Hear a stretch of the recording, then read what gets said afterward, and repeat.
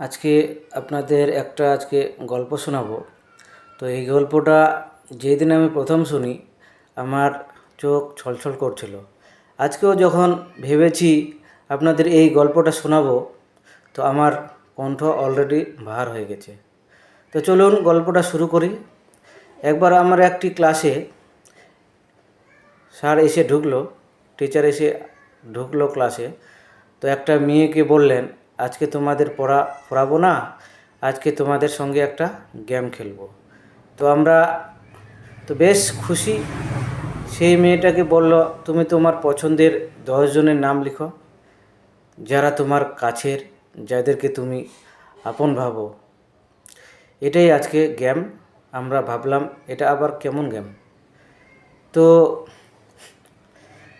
মেয়েটি তার পছন্দের 10 জনের নাম লিখল। প্রথমে মা বাবা।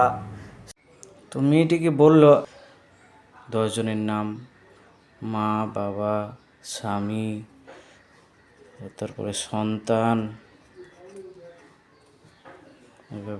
এইভাবে মেয়েটি 10 জনের নাম লিখল। মা বাবা, স্বামী, সন্তান, ভাই বোন ও 4 জন কাছের বন্ধুদের নাম। তারপরে মেয়েটি টিচারকে বললেন, স্যার, আমার নাম 10 জনের নাম লেখা হয়ে গেছে।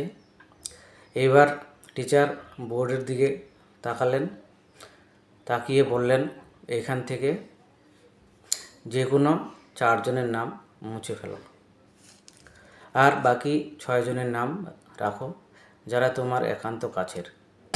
তো মেয়েটা কার নাম মুছে ফেলবে? সবাই তার কাছের। তো মেয়েটা 4 বন্ধুর নাম মুছে দিল। মা বাবা, স্বামী, সন্তান, ভাই বোন, এরাই তো সবচেয়ে আপন, তাহলে আমি তাদের নামটা মুছে দিই। এরপর টিচার বলল, এরা কি তোমার সবচেয়ে আপন?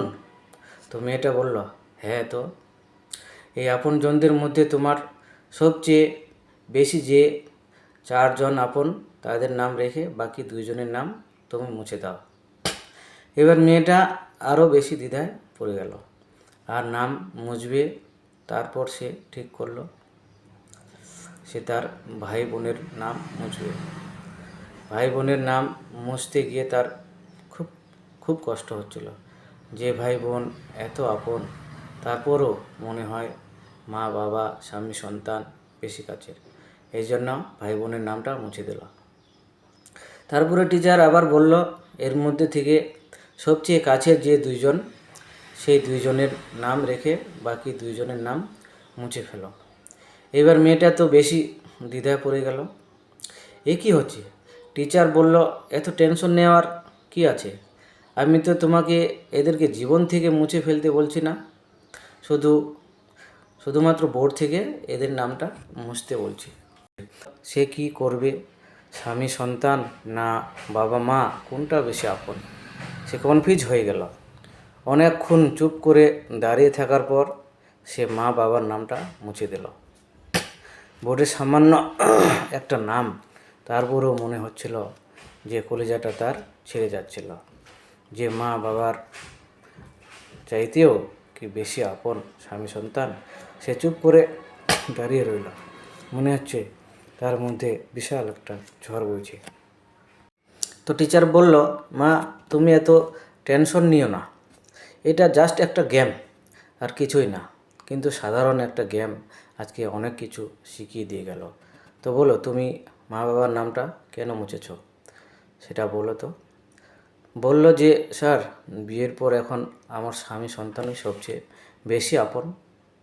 মা বাবাও অনেক আপন, কিন্তু কোথাও যেন স্বামী সন্তান আমার বেশি মনে হচ্ছে।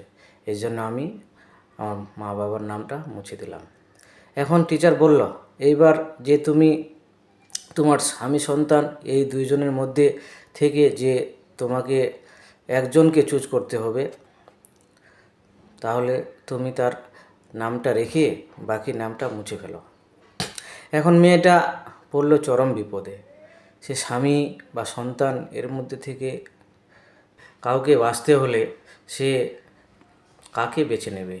এই ধরনের প্রশ্ন তাকে করতে পারে এমন চিন্তা সে কখনো করেনি। তার চোখ দিয়ে অঝরে পানি ঝরছিল। টিচার বলল, মা, এটা গেমস আর কিছুই না, তুমি জাস্ট বোর্ড থেকে নামটা মুছবে, আর কিছুই না। তো মেয়েটা অনেকক্ষণ দাঁড়িয়ে রইল, ক্লাস পুরা থমথমে, কেউ কিছু কথা বলছে না, মনে হচ্ছে আজকে কোনো ক্লাস না, বিশাল বড় পরীক্ষা হতে যাচ্ছে। তো মেয়েটা অনেকক্ষণ দাঁড়িয়ে থেকে অনেকক্ষণ চিন্তা ভাবনা করে সন্তানের নামটা মুছে দিল, শুধু স্বামীর নামটা রইল। তারপর সে টিচারের কাছে আসলো। টিচার বলল, এবার বলো তুমি সন্তানের নামটা কেন মুছলে?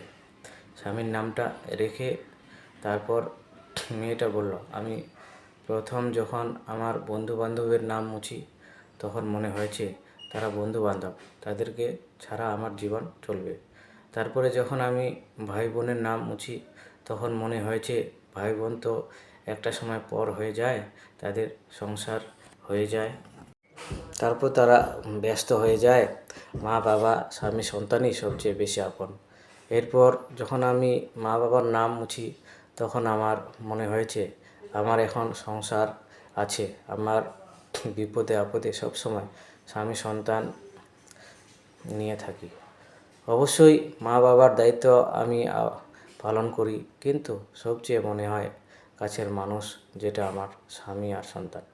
এরপর যখন স্বামী এবং সন্তানের মধ্যে থেকে একজনকে বাঁচতে হয় তখন আমার মনে হলো পরে তো সন্তানের একদিন বিয়ে হবে, তারও তো সংসার হবে, তার কাছেও একদিন সবচেয়ে কাছের মানুষ হবে তার স্ত্রী আর সন্তান। শেষ পর্যন্ত আমার যেটা মনে হলো, আমাকে যে কখনোই ছেড়ে যাবে না সেটা হলো আমার স্বামী। আমার বিপদ আপদ সবসময় যে মানুষটি আমার সঙ্গে সঙ্গে থাকবে সে হচ্ছে আমার স্বামী। আমার মনে হলো যে না, আমার সন্তান এর চাইতেও যে আমার আপন সে হলো আমার স্বামী। তাই আমি সন্তানের নামটা কেটে স্বামীর নামটা রেখেছি। এই গল্পটা আমি যখন প্রথম শুনি আমারও খুবই কষ্ট লাগছিল। আসলে এটাই বাস্তবতা।